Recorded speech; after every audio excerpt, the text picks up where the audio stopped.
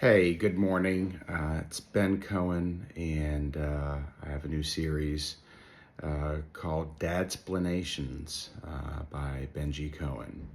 So, as a father of five, I think I qualify for the dad part, and I'll be doing a series of videos on everything from electronics and electric vehicles to emergency response and law.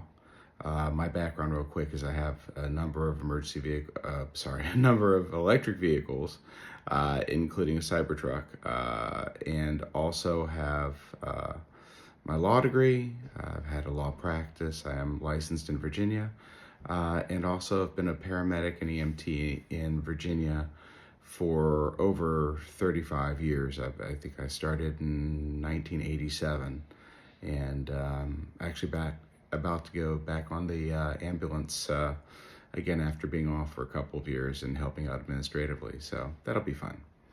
Anyway, I want to talk this morning about the FEMA response in North Carolina and Virginia, Tennessee, Georgia, Florida, in relation to the Hurricane Helene that just went through last week. We're about, 10 days in or so from the initial response when it first made landfall in northern Florida. And now we're in the recovery phase in primarily western North Carolina, eastern Tennessee, and northern Florida, where there was a lot of damage that was related to the tidal surge when it first hit land. But I wanted to address the conspiracy theories that are out there. And so the emergency response to Helene has been under criticism since the day that the storm pulled away from the Appalachians, and probably even before that when it was still in Florida and Georgia. The amount of fervor that has been put towards the federal government, and then also to a smaller extent towards the state governments, is really almost unprecedented, though I would say that there's probably a little bit of carryover from the Hawaiian fires last year, where people felt that the emergency response from the local governments was subpar and caused more deaths than there probably should have been, which may or may not have been true. I don't know because I haven't been there. I do know that it was a tragedy. So now what we're faced with is people politicizing the emergency response for Helene, which so far has been, to a certain extent, by the book, in that we've had the state governments as the primary providers of care and the primary incident commands for each location, and then also designating the local providers as being the on-site leads. And then FEMA coming in to help coordinate overall effort, work with other federal agencies, work with the National Guard, work with the Army, and a variety of other sources. And then also trying to help coordinate the volunteer effort that's very strong and needed in this kind of natural disaster. And let's not paint too fine a picture here. This is a extremely widespread, extremely catastrophic natural disaster. That's the kind that you really don't see very often, thank goodness, especially here in America. It's compounded, the problems are compounded by the unique nature of the area, in that it is extremely mountainous.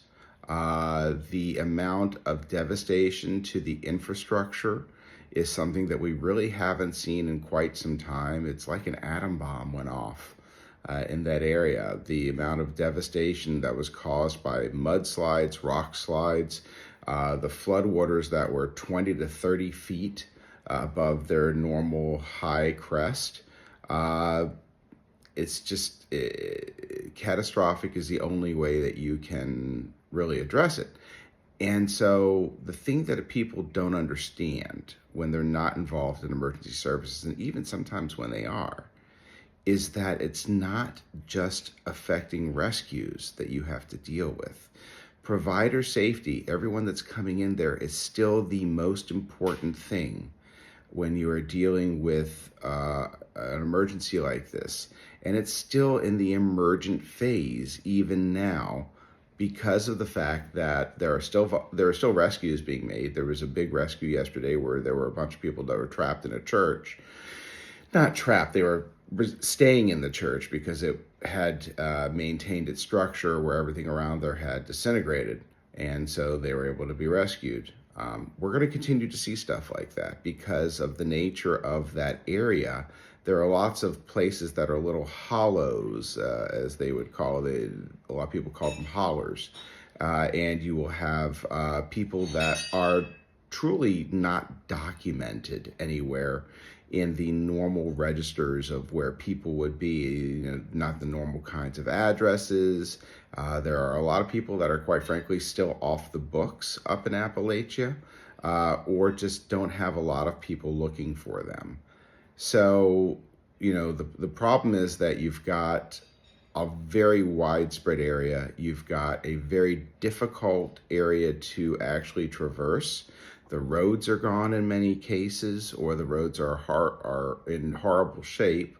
And you have the possibility of rescuers being injured and becoming victims themselves throughout the entire area. So the difference between that versus other disaster scenes is, in other disaster scenes, you have usually a pretty well-known safe area that you can retreat to, and then also be able to provide services for the rescuers over prolonged rescue. So these are rescuers that need lodging. They need to be able to clean their clothes. They need to be able to clean themselves. They need to be able to be fed. They need to be entertained. They need to be able to have an easy way in and an easy way out. You can't airdrop thousands of rescuers into remote locations. It just doesn't work like that. This isn't a war setting, though certainly the setting right now is something that's close to war, in that there's that level of hazard with your everyday activities while you're trying to effect rescues. And just getting around and being able to get to the sites and get people out is almost as treacherous as if you were walking through a minefield. Every one of those pieces of unstable rock that you see people just traipsing over, they're experienced hikers and risk takers that are agile. You get an old guy like me that's going to go on unstable rocks, you're coming away with at least a broken ankle and probably more, because we don't, you're 55, 60, 65, 70 years old. You don't have the same sense of balance anymore unless you regularly do rock scrambles, which most of us don't. So the conspiracy theories are almost 100% unfounded. FEMA is not taking people's possessions. FEMA is not out there to confiscate goods. The local governments are not confiscating through eminent domain the damaged areas so that they can have a government-run lithium mine or a public-private partnership based on stealing people's land so that they can have a lithium mine. First of all, that's not how most lithium is mined these days. Everyone's switching over to extraction from salt brine. So, no. I mean, there's definitely lithium mining in America, but we're not kicking people out of a very popular tourist area. And I'm talking about Chimney Rock and Lake Lure, very big tourist areas, so that we can have a lithium mining operation.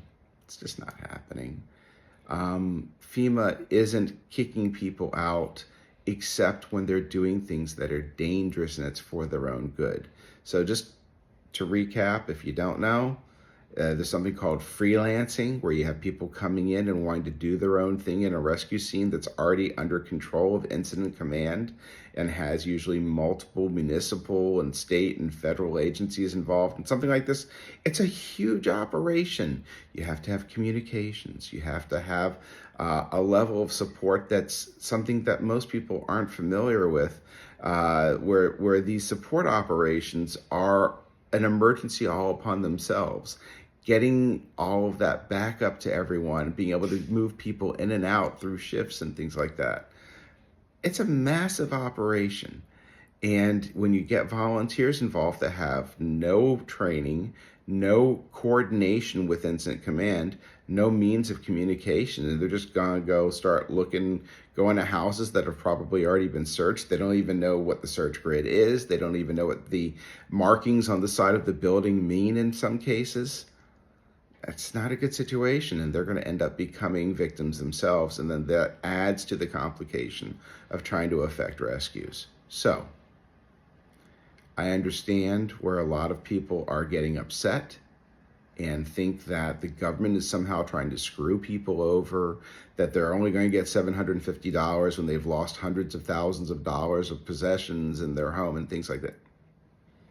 It's not the way it works.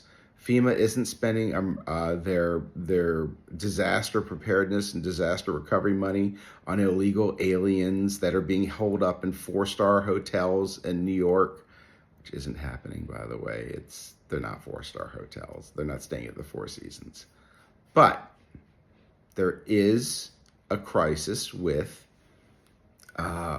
illegal or undocumented aliens, and we are storing people in sanctuary cities until they can be properly processed. And that's a completely different subject matter that's been going on for years, by the way, that should be discussed. Not here. Please, if you see this and you're thinking about posting another conspiracy theory, you're thinking about posting another post about how the Biden administration or Vice President Harris or Donald Trump or whoever it is that you think you're going to either post against or for, and you're using this disaster as a prop, just stop. You know it's not right. You know the difference between right and wrong. You know what's reality and what's not. You've seen the videos by now on YouTube and TikTok and everywhere else, and you can tell the difference between crazy and not crazy. You can make your own decision on my opinions. I just don't think that anyone should be making political fodder out of this truly horrific human disaster, catastrophe, however you want to describe it. There are fantastic stories of people coming to each other's aid, whether they be volunteers or professional rescuers. And I have friends that are both volunteers out there going door to door, but being coordinated by incident command so that people know where they are, people have the ability to track them and communicate with them. And I have friends that are also professional rescuers on the FEMA teams and on other disaster medical teams that are out there providing services and helping people in their time of need. If you want to send money to help, which, I mean, at this point, I'm not going out to Tennessee or North Carolina to provide my services because I would be a problem rather than a solution. But sending some money to the Red Cross, absolutely. Find another organization if you don't believe in the Red Cross that is going to go out there and help people. But please make sure that you've vetted them and that you know that the money's going to a good cause. I would like to believe that most people out there that are raising money for Asheville, which had devastating impact, and their local economy will be impacted for years. Chimney Rock was damn near destroyed, but it's still there, and I'm pretty sure they're going to be able to come back. Lake Lure had a lot of damage. There are a number of other areas like Swannanoa had horrible damage, but hopefully they can rebuild. There will be billions upon billions upon billions of dollars of federal money that you and I will both be paying for, dedicated to helping these people rebuild, because that's what we do in the United States. Other countries don't necessarily do that for their citizens. Other countries, you lose your stuff, it's like, well, maybe find somewhere else to live and start over. Most of these people did not have flood insurance.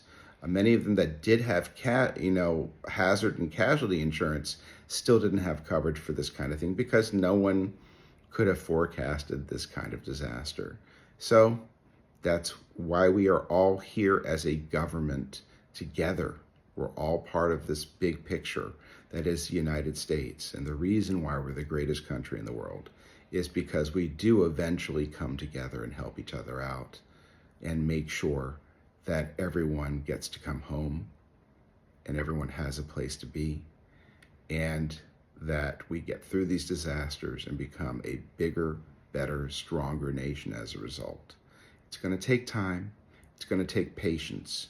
It's taking thousands upon thousands of people out there helping each other. Please be patient. Please don't spread rumors and lies.